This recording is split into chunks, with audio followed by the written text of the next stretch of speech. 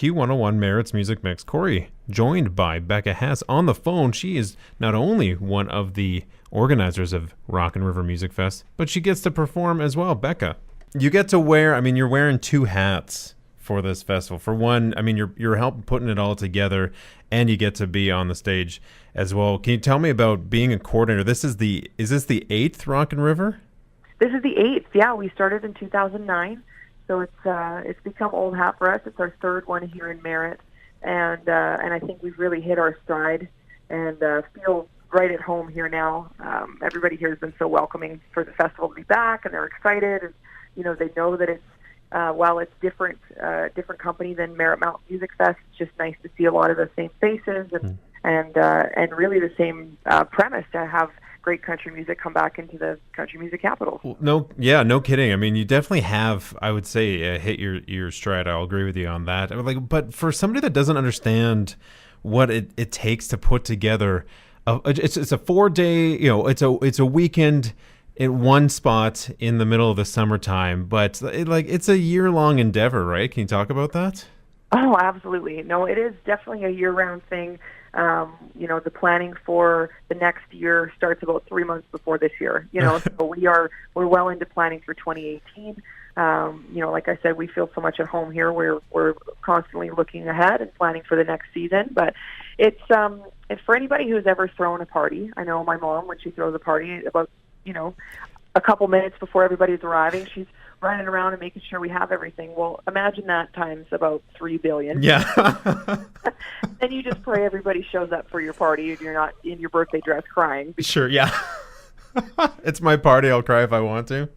Absolutely. So we've had a couple of crybaby birthday parties over the years, but people are they're coming back for it. The buzz is out there. They know that, that we're here and it's happening. And, regardless of all of the things that have happened over the summer between, other festivals canceling and, of course, the fires that are happening, we 100% are excited to move ahead. We're ready to go. We're here. We're, our gates open in just about 48 hours here. So we're excited. I know that's the thing that gets goosebumps. It's like, here we go. This is it. It's home stretch time. Last year, I remember, I think it was the Saturday night. It was right before Sam Hunt. I was there, and your dad, Kenny, he was up on the stage, and he was saying he had the special announcement of who's going to be headlining for this year. And is there another one of those special announcements going to be coming up? We do have a big announcement coming up. I will have to confirm with the old man if it's happening on Saturday night. Okay. So he kind of takes the reins and runs with that one, but we definitely have just an incredible act for next year that we are so thrilled. And we know you guys are going to be too. So hold tight for that one. Well, we're already excited about this coming week, and let's put on the performer hat for you're hitting the stage on Saturday night at 9:30. Mm-hmm. And what's for someone that hasn't seen you or heard your music, what are they in store for? Well, it's always so hard to describe yourself. It's like trying to describe how good looking you are without sounding like a jerk. But you know what? I have kind of a mix. I've had, I think I have, some traditional country writing and some deep roots in that, with some modern sounds. We just recorded a brand new record, full-length album out at the Armory Studios in Vancouver, and I did that with the McKillop Dream Team. So Carly McKillop, of course, of One More Girl, who are Friday. Yeah. Her dad, Tom McKillop, massive producer of the year and just a credible award-winning team, and just a smoking band who is coming with me to play, and we are so excited to debut all this new music that we've been working on literally for years. So I'm thrilled with that. But, it's such an exciting thing to get to play the festival as well, because I more often than not don't even get out to the front of the stage. I'm so busy back here. So right. Definitely nice to throw on the other hat and to get up and perform. But as far as, my music, it definitely has some deep roots in country, but I have some, I love Nora Jones and Johnny Lang and Skip Ewing, and it's kind of all over the place there. But at the end of the day, it comes down to the songwriting. That's always been the most important thing for me. So if I can be somewhere between a traditional, a traditional old country singer and upwards of, a John Mayer into an Adele world, somewhere in there. Yeah, right. We're sampling in that lane. So it's definitely about songwriting, and we've got some really fun, upbeat stuff with this record. But at the end of the day, frankly, I just like making people cry. So strap on that emotional knapsack and come see my show on Saturday night. I'm talking to Becca Hess, who is performing, like she said, on Saturday night at 9:30 at the Rockin River Music Fest. You want to get up on stage and bring out your inner mountain child. That's right. Can you tell me a little bit about that? Like, and speaking of songwriting, you entered the unsigned only music competition. Can you tell me about this? Yeah, we made semifinalist on that for Mountain Child. Dad and I wrote that song, and I actually wrote it after we evacuated Fort McMurray and came down from the fires, and I came back to BC, and I was here for a couple months, did the festival, and just thought, you know what, I have missed the mountains terribly. At the end of the day, that's who I am. I'm a mountain child, and it just sort of sprung from there. And I've, of course, since moved back into the Fraser Valley, so deep in the mountains and just loving it. And we wrote that song, and it ended up being a single that we put out in between albums here, and it will be on the new record. But it's radio's been great for playing it, and we even have some brand new merch. So for all my BC people, if you guys are my fellow mountain children, we got shirts for you. So girls, you come see me at the merch tent and be proud to be a mountain child. Are there any shirts that have like #PugLife on them? No, I wish. No, we're gonna get it off and running here, and then Marty is just gonna be on all of my shirts. Now, like, does he travel with you? This is your pug, Marty. Yes. You know what? We didn't bring him up to Merritt. It's pretty hot for him, and we got we're setting up down here, and we got lots of equipment and everything running. So he's they're precious, but they are just idiots. They're not smart animals. I would say this if he was here, he would understand. But he would just be tongue out, tail wagging, running straight for a forklift and just be squished. We're not doing that. Yeah, we don't need that. He's at home with Nana. Yeah, he's staying at home. So I mean, I know you have a gorgeous sleeve of tattoos. Is Marty on your sleeve? No Marty on my sleeve. Okay. No. Can you tell me about, like, who is that? Like, there's that beautiful woman that's on right at the center of it all. Yes. You know what? It's after no one in particular, but I call her Rosita. She's my Spanish muse. Rosita. Rosita. Yeah. Oh.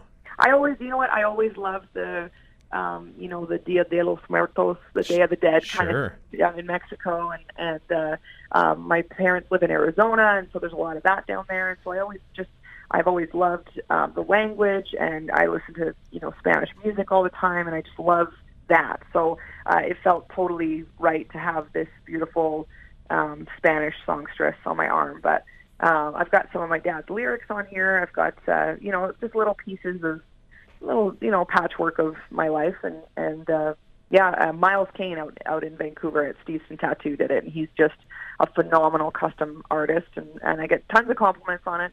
Oftentimes people think it's me, and I just tell them I would never ever be that tan. That's a bit vain. More tan than me, yeah. Yes, I've got myself tattooed on my arm. Because the mirror's not good enough.